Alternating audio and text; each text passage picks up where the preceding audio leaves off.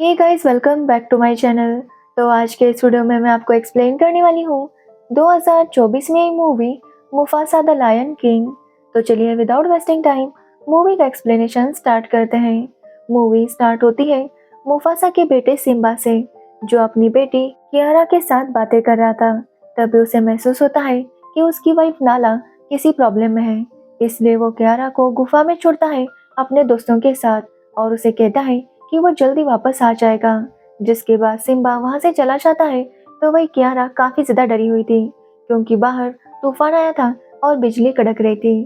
तभी वहां पर रफीकी आता है और कियारा से कहता है कि वो डरे नहीं, क्योंकि आज वो कियारा को उसके दादाजी मुफासा की कहानी सुनाने वाला था, जो सुनने के लिए कियारा भी काफी एक्साइटेड थी।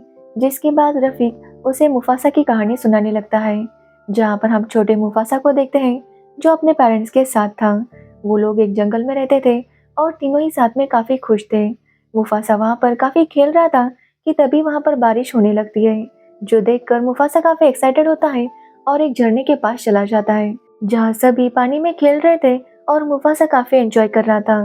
तभी अचानक से बाढ़ आती है और मुफासा बहने लगता है। उसके पेरेंट्स उसे बचाने की बहुत कोशिश करते हैं, लेकिन बाढ़ इतनी तेज थी कि मुफासा बह जाता है। लेकिन थोड़ी देर बाद बहते हुए मुफासा एक नदी किनारे आ जाता है, जहाँ पर वो एक लकड़ी को पकड़ लेता है कि तभी वहाँ पर टाका नाम का एक शेर का बच्चा आ जाता है, जो मुफासा को बताता है कि पानी में मगरमच्छ है जो उसे खा सकते हैं। तभी वहाँ पर मगरमच्छ आते हैं और वो मुफासा को खाने वाले थे कि तभी वहाँ पर टाका की माँ यशिमा आती है और मगरमच्छ को डरा कर भगा देती है। जिसके बाद टाका मुफासा को अपने साथ लेकर आने लगता है, लेकिन यशिमा उसे समझाती है कि टाका के पापा कभी भी उसे एक्सेप्ट नहीं करेंगे। लेकिन फिर भी टाका मुफासा को अपने साथ लेकर आता है, जहाँ पर जब टाका के पापा मुफासा को देखते हैं तो वो टाका को डांटने लगते हैं कि उन्हें किसी आवारा को घर में नहीं लाना चाहिए। जिस पर मुफासा कहता है कि वो आवारा नहीं है, वो अपने घर वालों से बिछड़ गया है। लेकिन फिर भी टाका के पापा मुफासा को अपने साथ रखना नहीं चाहते थे, क्योंकि उनका कहना था कि वो एक नवाब है और वो किसी को भी अपने साथ नहीं रख सकते। पर टाका और उसकी माँ के कहने पर वो मुफासा को एक चांस देने के लिए मान जाते हैं। वो कहते हैं कि अगर मुफासा और टाका की रेस हो गई और मुफासा जीता तो वो उसे यहाँ पर रहने देंगे। जिसके बाद उनकी रेस शुरू हो जाती है और टाका हार जाता है। एक्चुअली मुफासा रियल में काफी तेज भागता था, लेकिन अभी वो इतना सब कुछ सह कर आया था कि वो बहुत ज्यादा थक चुका था। और टाका जानता था कि अगर मुफासा नहीं जीता तो उसके पिताजी उसे यहाँ पर रहने नहीं देंगे, इसलिए टाका जानबूझकर हार गया था। जो देखकर यशिमा टाका के लिए काफी खुश थी। तो वही टाका के पापा काफी नाराज थे कि उनका बेटा एक नवाब होकर एक आम शेर से हार गया। अब मुफासा यशिमा के साथ ही रह रहा था। वो उसे शिकार करना और बाकी सारी चीजें सिखा रही थी। अब जैसे ही टाइम बीत जाता है, टाका और मुफासा बड़े हो जाते हैं। साथ ही उन दोनों का बॉन्ड भी काफी स्ट्रांग हो गया था। वो दोनों एक दूसरे को भाई मानते थे, लेकिन टाका के पापा को ये बात अच्छी नहीं लगती थी। वो हमेशा टाका से कहते कि वो मुफासा से दूर रहे।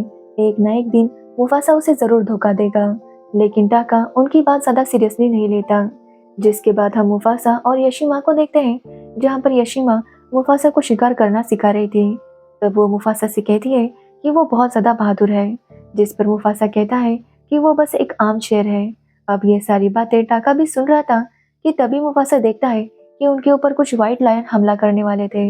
वो लोग यशिमा को मारने वाले थे, लेकिन मुफासा उनका मुकाबला करता है और एक को तो मार ही देता है, जो देखकर वो बाकी के लायंस वहां से भाग जाते हैं। अब टाका भी वहीं पर था, लेकिन वो जब हमला हो रहा था तो वो डर गया और वहां से भाग गया।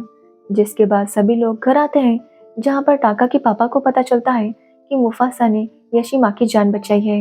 इसलिए वो मुफासा को थैंक्स कहते हैं, लेकिन मुफासा कहता है कि उन्हें जंग के लिए तैयार रहना होगा, क्योंकि वो जानता है कि वो व्हाइट लायंस उनके ऊपर हमला करेंगे, क्योंकि वो लोग एक घुसपैठी थे जो यहाँ पर जल्दी आ जाएंगे। जिसके बाद टाका के पापा अपनी खबरी को भेजते हैं और वो देखता है कि वो व्हाइट लायन सच में इनके ऊपर हमला करने की प्लानिंग कर रहे थे, क्योंकि मुफासा ने जिस लायन को मारा था वो उस किंग व्हाइट लायन का बेटा था और वो अपने बेटे की मौत का बदला लेना चाहता था। अब ये बात जैसे ही टाका के पापा को पता चलती है, वो तुरंत टाका से कहते हैं कि उसे यहाँ से जाना होगा, क्योंकि वो व्हाइट लायन काफी ज्यादा शक्तिशाली थे और अगर टाका यहाँ पर रहा तो उसके साथ कुछ भी हो सकता है। इसलिए वो टाका से कहते हैं कि वो यहाँ से चला जाए और वो मुफासा से कहते हैं कि उसे भी टाका के साथ जाना होगा ताकि वो टाका की रक्षा कर सके। अब मुफासा यशिमा को छोड़कर जाना नहीं चाहता था, लेकिन यशिमा उन दोनों को समझाती है कि उन्हें जाना होगा। यशिमा उनसे कहती है कि सूरज को देखते हुए वो आगे चले जाए, क्योंकि काली पहाड़ी के पीछे एक बहुत ही सुंदर जगह है जिसका नाम था मिलेनियल। उन दोनों को वहां जाना होगा और अपनी लाइफ जीनी होगी। तो वही टाका अपनी माँ से माफी मांगता है, क्योंकि जब उसकी माँ पर हमला हो रहा था तो वो वहां से भाग गया था। लेकिन यशिमा उसे कहती है कि उसे भी अपनी बहादुरी दिखाने का मौका जल्दी मिलेगा। जिसके बाद वो उन दोनों को वहां से भेज देती है। जिसके बाद हम व्हाइट लायंस को देखते हैं, जो टाका के घर वालों को कब्जे में कर लेता है और उन्हें तलाश थी मुफासा की, क्योंकि मुफासा ने उस व्हाइट लायन के बेटे को मारा था।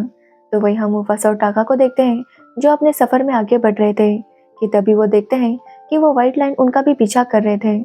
जहाँ पर मुफासा डिसाइड करता है कि वो उनके साथ मुकाबला करेगा, लेकिन टाका उसे रोकता है, क्योंकि वो लोग बहुत ज्यादा थे, इसलिए वो लोग उसका मुकाबला नहीं कर सकते। इसलिए टाका मुफासा को लेकर पानी में कूद जाता है और वो दोनों बहते हुए आगे चले आते हैं। लेकिन वो व्हाइट लायंस उनका अभी भी पीछा कर रहे थे, इसलिए वो दोनों काफी संभल कर आगे बढ़ रहे थे। तभी रात को मुफासा को महसूस होता है कि कोई उनका पीछा कर रहा था। मुफासा जब देखता है तो वो एक शेरनी थी जिसका नाम था सराबी। एक्चुअली वो भी एक रियासत की राजकुमारी थी, लेकिन उनके राज्य पर भी घुसपैठियों ने हमला किया था, लेकिन सराबी किसी तरह से वहां से बच गई थी। अब मुफासा सराबी से कहता है कि वो मिलेनियल जा रहे हैं, इसलिए वो भी उनके साथ चले। जिस पर सराबी का कहना था कि मिलेनियल ऐसी कोई जगह नहीं है, वो बस कहानी है जो सच नहीं है। लेकिन मुफासा को पूरा यकीन है कि वो सच होगा, क्योंकि उसकी अपनी माँ ने और यशिमा ने दोनों ही उसे मिलेनियल के बारे में बताया था। जिसके बाद सराबी भी उन्हें ज्वाइन करती है और सराबी के साथ उसका पंची भी था, जो सराबी के लिए जासूस का काम किया करता था। जिसके बाद ये तीनों अपने लिए शिकार ढूंढने लगते हैं, क्योंकि काफी टाइम से इन्होंने कुछ भी खाया नहीं था। जिसके बाद हम बहुत सारे मंकीज को देखते हैं, जो रफी के नाम के एक मंकी पर चिल्ला रहे थे कि वो यहाँ से चला जाए। एक्चुअली रफीकी के पास कुछ स्पेशल पावर्स थी, इसलिए हर वक्त कोई ना कोई उन पर हमला करता था। इसलिए वो मंकी चाहते थे कि रफीकी उनसे दूर हो जाए, ताकि वो सब सेफ रहे। जो सुनकर रफीकी भी मान जाता है और वो वहाँ से निकल जाता है। तो वही हम मुफासा को देखते हैं, जो रफीकी को देख लेता है और उसका शिकार करने के लिए आगे बढ़ता है। उसे लगता है कि वो मंकी उसे देखकर भाग जाएगा, लेकिन रफीकी ऐसा नहीं करता। उल्टा वो मुसाफा की आंखों में आंखें डालकर देखने लगता है, जो देखकर मुफासा भी काफी शौक था। यहाँ पर रफीकी मुफासा से कहता है कि वो एक दिन मिलेनियल जरूर जाएगा। जो सुनने के बाद मुफासा काफी शौक था कि रफीकी को कैसे पता कि उसे कहाँ जाना है। जिसके बाद रफीकी उन तीनों के बारे में कुछ ना कुछ बताता है और उन तीनों को यकीन हो जाता है कि रफीकी के पास कुछ खास पावर्स हैं। रफीकी कहता है कि वो मिलेनियल जाने का रास्ता जानता है और वही उन तीनों को वहां पर लेकर जाएगा। अब रफीकी की बातें सुनकर मुफासा भी काफी इम्प्रेस था और वो रफीकी के साथ आगे बढ़ने के लिए मान जाता है। अब यहाँ पर हमें पता चलता है कि ये रफीकी वही है जो कियारा को ये कहानी सुना रहा था। जिसके बाद मुफासा, ताका और सराबी अपने आगे का सफर शुरू करते हैं। तब ताका मुफासा को बताता है कि वो सराबी को पसंद करता है। अब ये सुनने पर मुफासा उसे कहता है कि वो जाकर सराबी से बात करे और उसे इम्प्रेस करने की कोशिश करे। वो उसकी तारीफ करे, क्योंकि सराबी के पास हमेशा एक खुशबू आती थी। सराबी जिस एरिया में रहती थी वहाँ पर बहुत सारे फूल थे, इसलिए मुफासा ताका से कहता है कि वो जाकर उन फूलों की तारीफ करे। जिसके बाद ताका वैसा ही करता है और सराबी उसके साथ बातें करने लगती है। अब कुछ दूर आगे जाने पर उनके ऊपर फिर से वो सफेद लायन हमला कर देते हैं। तब मुफासा देखता है कि वहाँ पर हाथियों का झुंड आ रहा था और वो डिसाइड करता है कि वो हाथियों से बात करेगा, ताकि वो लोग उनकी लड़ने में मदद करेंगे। लेकिन सराबी का कहना था कि हाथी उनकी बात नहीं मानेंगे। जिसके बाद सराबी एक मधुमक्खी की छत्ती को उड़ा देती है, जिसके बाद मधुमक्खियां यहाँ वहाँ भिनभिनाने लगती है, जिससे हाथियों में भगदड़ मच जाती है, जिसकी वजह से वो व्हाइट लायन उन्हें पकड़ नहीं पाते। तभी सराबी पेड़ से नीचे गिरती है, लेकिन मुफासा उसे बचा लेता है। लेकिन उसे होश आने पर वो उसे बताता है कि टाका ने उसे बचाया। जो सुनकर सराबी टाका से काफी इम्प्रेस थी और ये सभी लोग वहाँ से भाग निकलते हैं। अब वो लोग एक बर्फीली पहाड़ी पर आ गए थे, जिसे क्रॉस करके उन्हें उस पार जाना था। जिसके बाद मुफासा सराबी के उस पंछी को कहता है कि जैसे वो आगे बढ़ेंगे वो उनके पैरों के निशान पर फिर से मिटा दे, ताकि वो व्हाइट लायन उन्हें ट्रैक ना कर सके। जिसके बाद वो पंछी वैसा ही करता है और उनके पैरों के निशान मिटा देता है, जिसकी वजह से वो व्हाइट लायन उन्हें ट्रैक नहीं कर पा रहे थे। जिसके बाद मुफासा और सराबी जब बातें कर रहे थे तो सराबी को मुफासा बताता है कि उसे किस तरह से महक आती है और वो आज भी अपनी माँ को बहुत ज़्यादा याद करता है। जो सुनने के बाद सराबी समझ जाती है कि उसे बचाने वाला मुफासा था। मुफासा ने झूठ बोला था कि उसे टाका ने बचाया है। सराबी उसे कहती है कि मुफासा काफ़ी बहादुर है और वो एक किंग बनने के लायक है, जिस पर मुफासा का कहना था कि वो कोई राजा नहीं है, राजा तो टाका है और वही ये सब डिजर्व करता है। पर सराबी कहती है कि वो मुफासा को पसंद करती है, तो वही मुफासा भी सराबी को पसंद करता था और वो दोनों अपने प्यार का इजहार कर देते हैं। जो बातें टाका सुन लेता है और उसे मुफासा पर काफ़ी गुस्सा आता है, क्योंकि उसे लगता है कि मुफासा ने उसका प्यार उससे छीन लिया। जिसके बाद टाका उस व्हाइट लायन के ग्रुप के पास जाता है और उनसे कहता है कि वो भी मुफासा पर काफ़ी गुस्सा है। वो व्हाइट लायन से कहता है कि मुफासा ने उसके बेटे को मारा था और उसका बदला लेने में वो उसकी मदद करेगा। अब ये सुनने के बाद वो व्हाइट लायन टाका को अपने ग्रुप में शामिल कर लेता है और उसे कहता है कि वो अपने निशान आगे बढ़ते हुए बनाते जाए ताकि वो लोग उनका पीछा कर सके। जिसके बाद टाका मुफासा के पास आता है तो मुफासा उससे कुछ बात करना चाहता था, लेकिन टाका उससे कोई बात नहीं करता और अपना सफर आगे जारी रखता है। अब मुफासा के कहने पर वो पंछी उनके पैरों के निशान तो मिटा रहा था, लेकिन टाका अपने पंजों के निशान छोड़ रहा था ताकि व्हाइट लायन उनका पीछा कर सके। अब वो लोग उस बर्फीली पहाड़ी को क्रॉस कर लेते हैं और आखिरकार उन्हें वो जगह दिखाई दे देती है जिसके बारे में उनकी माएँ बातें करती थी। वो जगह थी मिलेनियल, जो कि बहुत ही हरा भरा जंगल था। वहाँ पर सभी प्रकार के एनिमल्स काफ़ी खुशी से रह रहे थे। अब ये देखने के बाद मुफासा और सभी लोग काफ़ी खुश होते हैं और वो भी उनके साथ जाकर पानी में खेलने लगते हैं। वो लोग काफ़ी ज़्यादा खुश थे कि तभी वहाँ पर सफ़ेद शेर आ जाते हैं, जिन्हें देखकर वो एनिमल्स मुफासा से कहते हैं कि वो यहाँ से चला जाए, क्योंकि उसकी वजह से ही वो व्हाइट लायंस वहाँ पर आए हैं। लेकिन मुफासा कहता है कि अगर वो यहाँ से चला भी गया तो ये लोग फिर से आएंगे और फिर से उनके ऊपर हमला करने की कोशिश करेंगे, इसलिए उन सभी को एक होना होगा और इनसे मुकाबला करना होगा ताकि आइंदा इस जगह पर कोई इस तरह से घुसपैठी करने की कोशिश ना करे। अब पहले तो वो लोग इसके लिए नहीं मान रहे थे, लेकिन मुफासा उन्हें एहसास दिलाता है कि वो सभी लोग कितने ताकतवर हैं, इसलिए उन सभी को एक होकर ये सब करना होगा। तो वही सराबी भी बाकी जंगल की शेरनियों को साथ लेकर आती है ताकि वो सभी मिलकर साथ में मुकाबला कर सके। जिसके बाद वो सभी लोग मान जाते हैं और मुफासा मुकाबला करने के लिए तैयार था, लेकिन मुफासा समझ नहीं पा रहा था कि आखिर वो सफ़ेद शेर उन तक कैसे पहुंचे।